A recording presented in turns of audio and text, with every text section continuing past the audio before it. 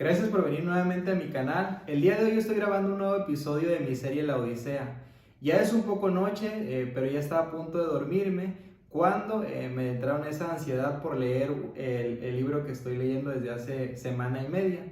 Y es este libro que se llama La Constitución Política de los Estados Unidos Mexicanos. Ya me faltaban algún par de hojas, así que decidí culminarlo y me puse a grabar un video porque se me fue el sueño. Como saben amigos, pues mi serie La Odisea consiste en poder realizar estos análisis de diferentes libros, diferentes autores, dar mis opiniones, qué percibo, qué conozco, si lo recomiendo o si realmente no me gustó el libro para nada. Esta vez es mi tercer libro del año, es la Constitución Política de los Estados Unidos Mexicanos, pues prácticamente es nuestra carta magna la que vamos a estar analizando. Y me parece interesante poder analizar este libro desde dos perspectivas, desde dos visiones que las quiero emplear. Primeramente es un libro pues, de bolsillo muy pequeño, son alrededor de 288 hojas, donde vamos a encontrar todo lo relacionado a la pues leyes, a la jurisdicción, a la parte jurídica que rige a nuestro estado. Además de conocer algunas otras cosas, como por ejemplo cómo se constituye nuestra república a través de tres poderes: el poder legislativo, el ejecutivo y el judicial. Prácticamente esta constitución rige lo que es todo el estado o toda la república más bien mexicana. Pero quiero dar, como dije, en dos secciones, en dos ángulos, cuáles son mis percepciones, cuáles son mis ideas, lo que percibo, lo que analizo de esta constitución. En primer lugar, cuando escuchamos hablar de constitución política o escuchamos hablar de leyes, de manera abstracta pues se nos viene a la mente que solamente vamos a hablar de derechos, es decir, de lo que nos conviene. Yo soy un ciudadano mexicano y me conviene hacer esto y esto y esto y esto, pero siempre abstractamente pues utilizamos las leyes o esto a nuestro favor para poder argumentar a través de narrativas pues lo que nos conviene. Pero la realidad es que este libro marca un parteaguas importante, no solamente lo que son derechos, sino también las obligaciones, el qué debo de hacer y también toda esta parte de lo que engloba. Son diferentes capítulos, son diferentes artículos que se va escalafonando, o se hace este escalafón, perdón, de la Constitución Política de los Estados Unidos Mexicanos, donde nos va hablando, por ejemplo, desde el artículo 1 hasta el 29 de las garantías individuales que tiene todo mexicano, toda persona que viene a radicar aquí a México, los extranjeros, etcétera, etcétera. Pero, reitero, también nos habla de lo que es el poder legislativo, el ejecutivo, el judicial, y nos empieza a hablar de diferentes normas, del bienestar de la ciudadanía, cómo se rigen el Congreso, entre muchas cosas más que nos compete conocer a nosotros como ciudadanos y que además en algún momento pues, o en algún punto de nuestra vida nos puede servir. Y prácticamente es eso lo que nos habla. Es una lectura un poco pesada. ¿Por qué? Porque es muy hermética su lectura, es decir, siempre maneja la misma narrativa, la misma idea, los mismos conceptos. Puede, para aquel que no haya estudiado algo de leyes, de derecho, para pues alguien que va iniciando también la lectura, que se le pueda complicar lo que nos está dando a entender la Constitución Política. ¿Por qué? Bueno, pues a veces hay conceptos, los abogados utilizan conceptos pues muy rimbombantes, como le llaman, para poderse dar a explicar. No tiene muchos, pero sí tiene uno que otro términos que a lo mejor, o terminologías que se nos va a complicar poderlas captar, entender de manera adecuada. Esto es lo que engloba prácticamente desde esta postura pues nuestra constitución política. Pero si vamos más allá y analizamos que dentro de nuestra constitución o esta carta magna, sabemos que nos habla del bienestar de la ciudadanía, de la educación, de temas que tienen que ver en relación con la parte empresarial, la persona física, moral, con aquel servidor público y todos estos términos, pues es nuestra carta magna, pero de ella se derivan los códigos, los tratados, cualquier ley que quieran poner aquí en la República Mexicana se tiene que derivar de lo que es nuestra Constitución, porque no se puede ir en contra de lo que está establecido porque es nuestra Constitución. Pero si vamos un poquito más allá y analizamos desde una postura personal, quiero aclarar, es que nuestra Constitución pues no es algo que sea infalible, sino que es falible porque es escrita por seres humanos que tienen una visión de Estado, que tienen una visión de la nación desde una perspectiva pues diferente. No es lo mismo a la visión que pueda tener un abogado, a la que tenga un psicólogo, un filósofo, un sociólogo. Son perspectivas diferentes. Y desde mi concepción, desde mis ideas, yo considero que la Constitución tiene cosas falibles. Porque, bueno, ya lo argumenté, porque está escrita por hombres en un tiempo totalmente diferente, que esto pasa a ser de alguna manera la Constitución, algunos artículos son anacrónicos.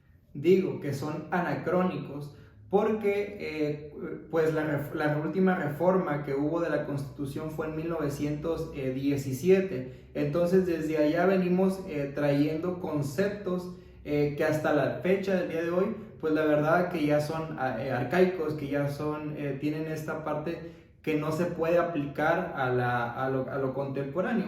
Desde el punto de vista de la sociología, la sociedad pues está evolucionando cada 5 años. Entonces no podemos tomar algunos principios que vienen desde hace algún tiempo y poderlos aplicar. Digo, no estoy diciendo que esté todo mal. Quizá esos principios de nuestra Carta Magna en su momento funcionaron y fueron aplicables, o quizá también puede tomarse esta parte que fue lo que había y a lo mejor pudo haber otras cosas mucho mejores, pero fue lo que había en ese momento y para muchos pues fue lo mejor. Pero en este tiempo pues hemos venido evolucionando y hay muchos principios que maneja la Constitución que son anacrónicos, que están fuera de tiempo. Y voy a plantear algunos. Por ejemplo, en los artículos, se me fue ahorita cuál eran esos artículos, pero habla de que necesitamos tener un Congreso, habla del poder legislativo y que ese Congreso se debe constituir por 500 diputados. 500 diputados de los cuales 300 son uninominales y 200 son plurinominales. O sea, son 500 diputados entre ellos, unos por elección y otros que impone pues cada partido político. Pero también dentro de esos 500 que hay en el Congreso, hay otros que se llaman los senadores, que son 128 senadores. Nada más pongámonos a pensar, nuestra Constitución establece esos principios, 500 diputados y 128 senadores. ¿Cuántas leyes estas personas realmente hacen en beneficio y en pro de la ciudadanía? Por ejemplo, escucho a muchos diputados, a muchos senadores que pugnan o que buscan ser un parteaguas y poder crear una nación, un país con sustentabilidad. Y empiezan a crear leyes, empiezan a crear normas, por ejemplo, vamos a cuidar el medio ambiente en cuestión de las tortugas, vamos a los plásticos, a sancionar todo este tipo de actos de plásticos, los popotes, la gente que contamina. Y empiezan a crear leyes en este sentido, estos senadores y estos diputados, pero no estoy diciendo que eso esté mal, pero eso no es la parte toral, importante, básica dentro de nuestra nación. Hay cosas más importantes que ir a cuidar esos detalles. Son importantes, claro que sí, el medio ambiente es importante, pero hay problemáticas sociales más importantes, como por ejemplo, mucha gente que está siendo privada de su libertad, violaciones de derechos humanos, feminicidios. Hay muchas cosas que están pasando y que los senadores empiezan a legislar temas que son importantes, reitero, pero pasan a segundo o tercer plano. Somos un país con 126 millones de mexicanos, dentro de los cuales 46 millones de mexicanos están en extrema pobreza. Entonces hay una situación más fuerte, más importante que estar haciendo eso. ¿Y qué es lo que hacen los diputados? Pues a la fácil. Los plurinominales, como van de cajón por parte del partido, empiezan a gestionar este tipo de leyes, incluso algunos no hacen nada y así nos la llevamos. ¿Y qué es? Pero la Constitución ampara tener a 500 diputados y a 128 senadores.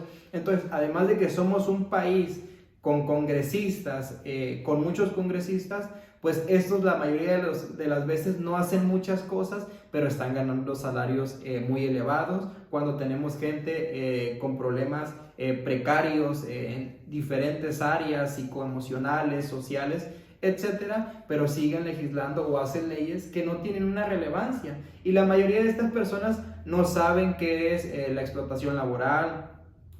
Nunca les ha faltado la comida, nunca han tenido problemas como la mayoría del sector en México se tiene estas problemáticas y no logran empatizar con lo que la ciudadanía está viviendo.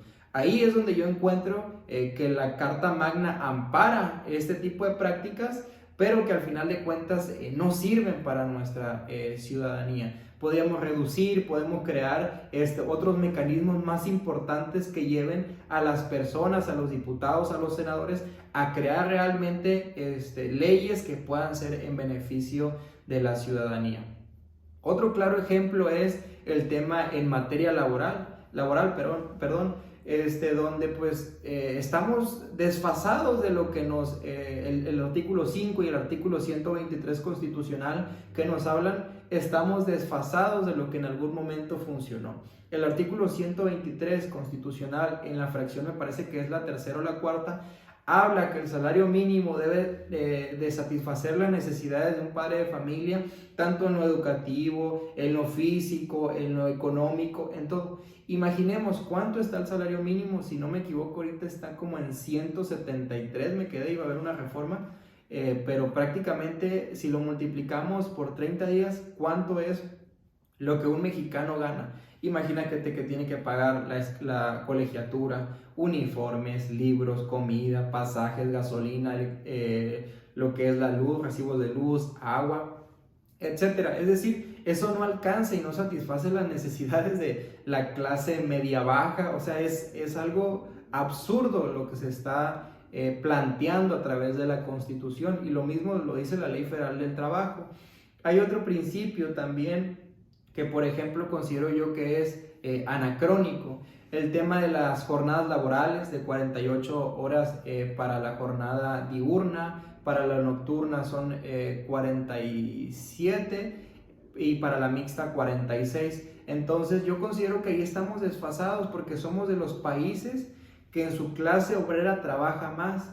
¿Y qué hacen estos diputados? Pues vamos a dejarlo al final, vamos a dejarlo porque no es importante. No es importante para ellos, reitero, porque pues no han vivido las condiciones de un obrero, de una persona que se tiene que levantar temprano, que tiene que trabajar horas extras, pues no es importante para ellos. Pero hay una clase trabajadora que necesita una reforma en la reducción de las jornadas laborales. ¿Y qué es lo que hacen? Pues empiezan a meter mecanismos para no llegar a esos acuerdos que son realmente importantes. Entonces considero, y estos son mis argumentos de por qué considero que la Constitución política en ciertos artículos pues está desfasado de lo que estamos viviendo en el 2024. Es una lectura, reitero, muy padre, creo que me amplió un poquito más, pero es algo importante que debemos de conocer como ciudadanos mexicanos, nuestros derechos, nuestras obligaciones y qué es lo que engloba. Considero que nos puede ayudar en nuestra lectura, en nuestro conocimiento, pero sí es una lectura un poquito fuerte en el sentido de esa parte hermética que tienes. Te acompaño a que me puedas seguir viendo en mis próximos videos. Estamos generando más contenido, ya sabes, si quieres algún contenido específico, que analicemos algún libro en particular, pues ahí te dejo que dejes tu comentario. Nos vemos en un siguiente video.